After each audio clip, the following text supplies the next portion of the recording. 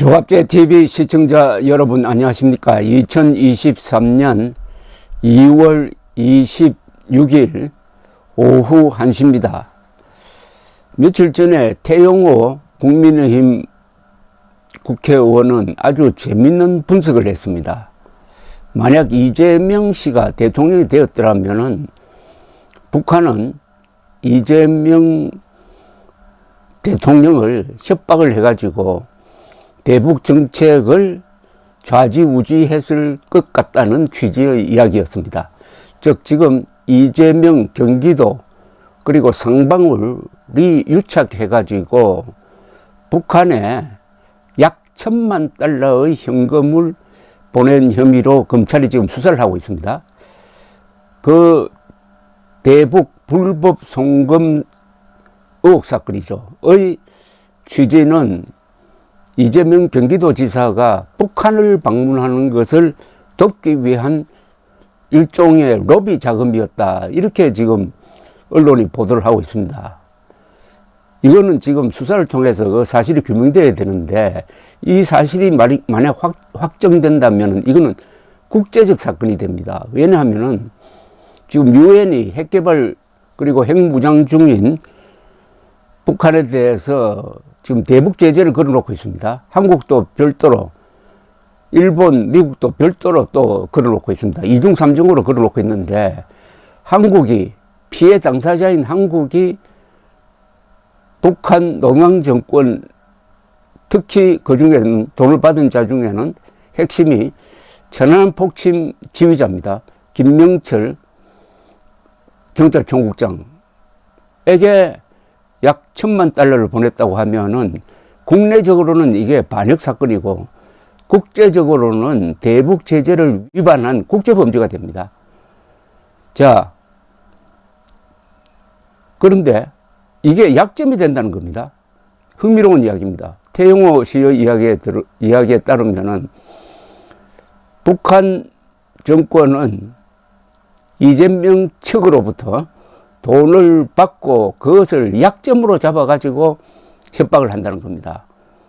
보통 돈을 받으면은 돈을 준 사람에게 좀 저자세를 취하는 게 정상인데 북한은 거꾸로라는 겁니다. 이건 아주 확실한 이야기입니다.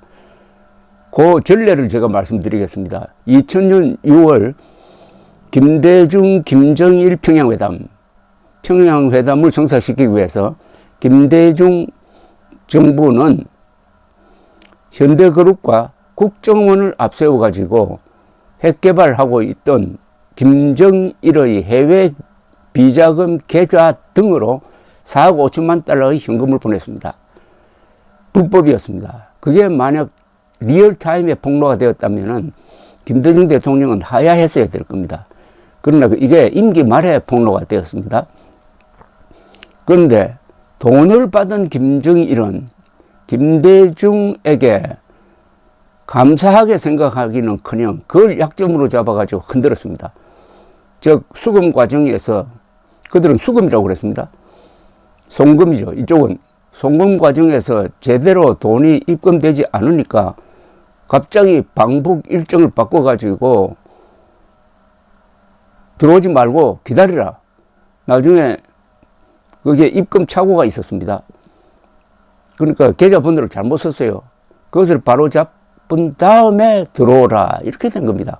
수금이 안 됐다고 들어오지 마라 그랬어요. 그래서 하루 연기가 됐어요. 그 다음에 김정일, 김대중 두 사람이 딱 마주 앉자마자 김정일이가 김대중 대통령에게 그만 돌아가라고 그럽니다.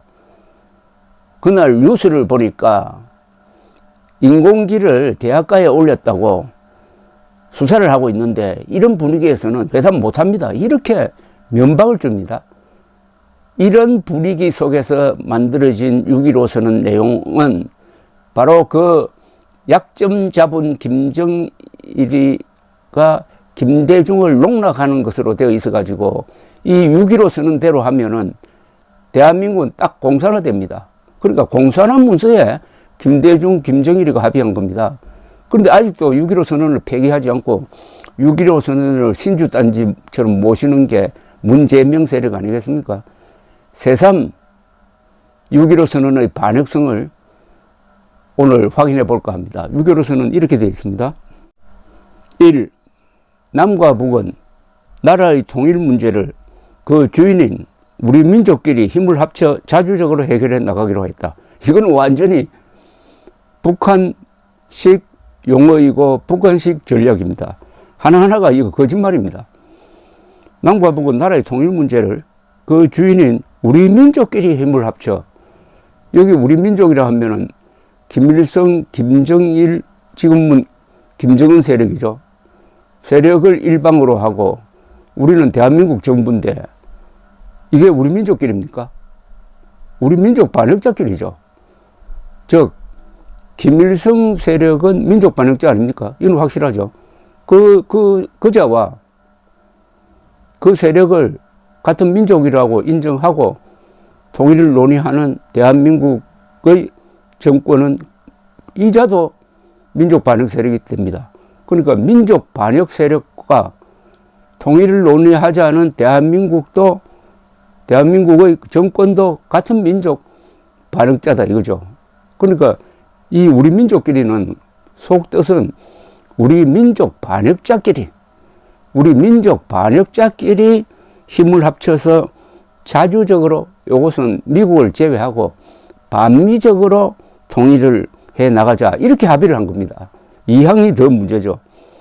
남과 북은 나라의 통일을 위한 남측의 연합제 안과 북측의 낮은 연방제 안이 서로 공통성이 있다고 인정하고 앞으로 이 방향에서 통일을 지향시켜 나가기로 했다. 이거 완전히 사기입니다. 남측의 연합제 안은 결국 자유통일로 나아가는 통일 방안입니다. 노태우 대통령 때 만들었습니다. 북측의 낮은 단계 연방제는 요거는 공산화 통일로 나아가는 겁니다. 그럼 이 사이에 도대체 무슨 공통점이 있습니까?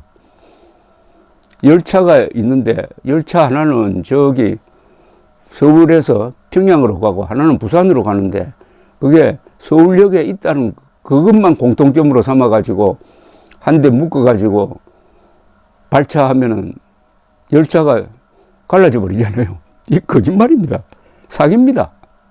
공통성이 없는, 공통이 전혀 없는 정반대인 남쪽 통일 방안과 북쪽 통일 방안을 하나로 묶어가지고 공통점이 있다고 인정하고 이 방향으로 통일을 지향시켜 나가기로 했다고 주장한 김대중이야말로 이 뭐라고 표현해야 됩니까? 그 다음 3. 남과 북은 올해 8.15에 저음하여 흩어진 가족, 친척 방문단을 교환하며 비전향 장기수 문제를 해결하는 등 인도적 문제를 조속히 풀어나가기로 했다. 이것도 완전히 사기입니다.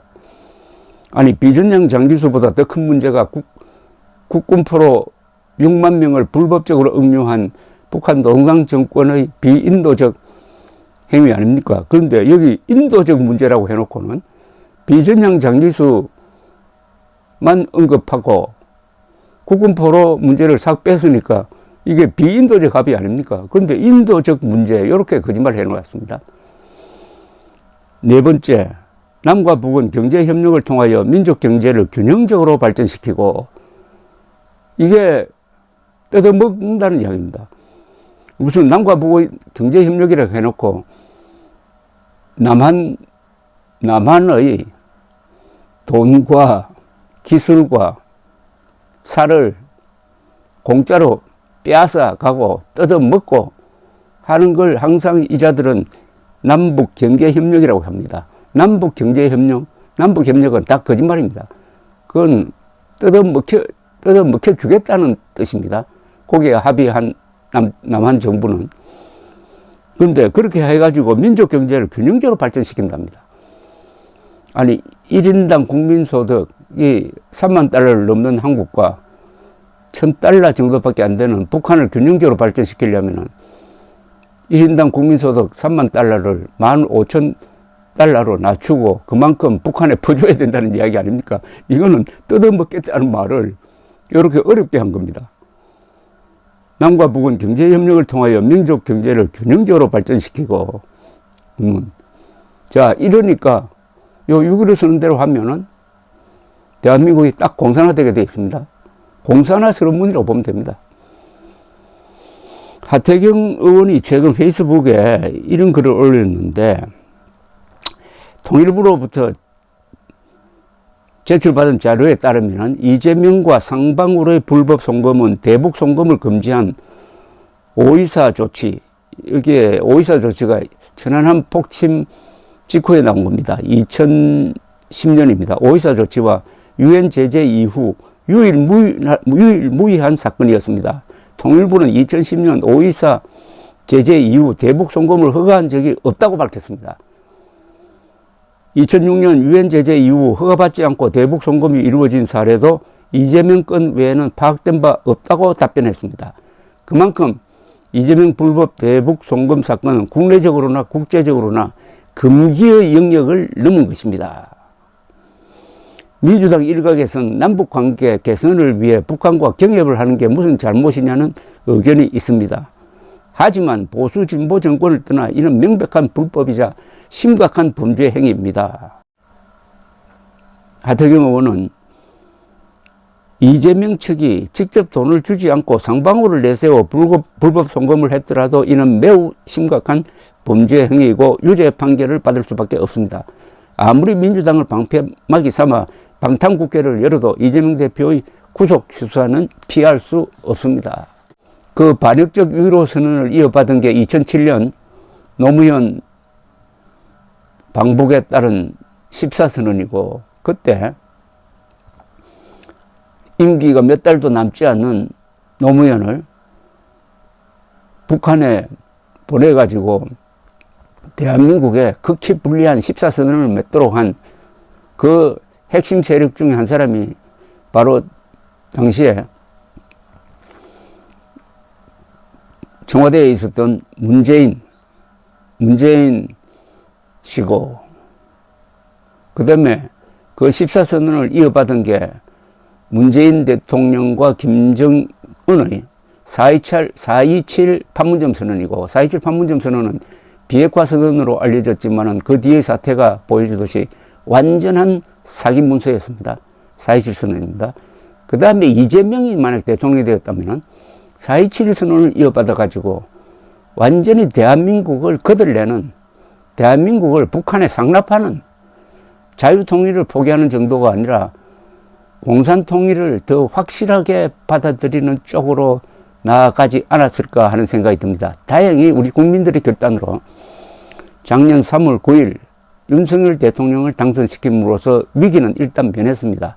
이제 시간이 한 4년 남았습니다. 이 시간 4년 동안 그동안에 있었던 남북관계 속에서 있었던 불법 행위, 반역 행위를 낱낱이 밝혀내가지고 국민들에게 보고하고 사법 처리하지 않으면은 4년 뒤에 정권을 또 반역 세력에 넘겨주는 역사적 범죄를 저지르지 않을까 하는 생각이 듭니다. 시간이 4년 남았습니다. 감사합니다.